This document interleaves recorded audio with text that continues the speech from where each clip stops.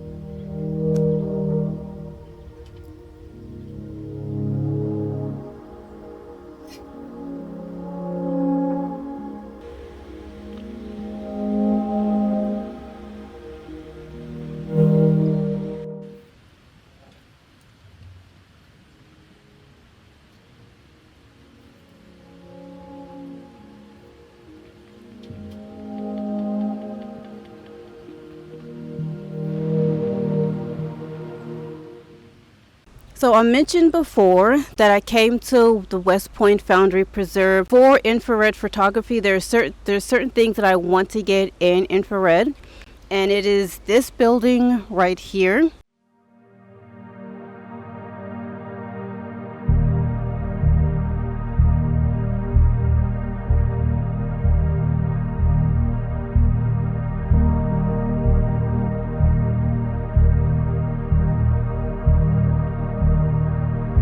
I just love abandoned buildings, so I really hope it works. So infrared photography is like creating these surreal, almost otherworldly landscapes with your camera.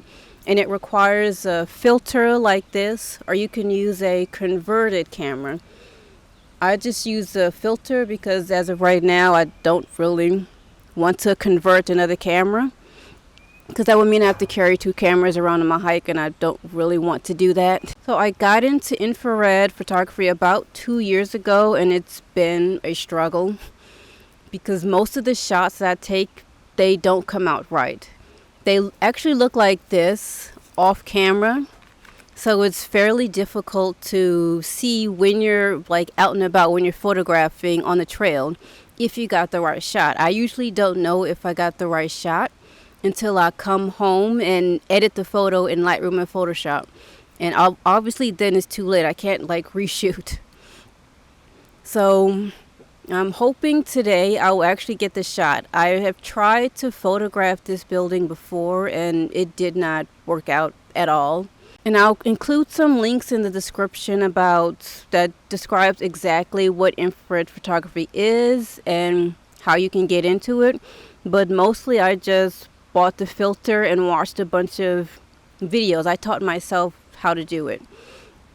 And it's still a learning process.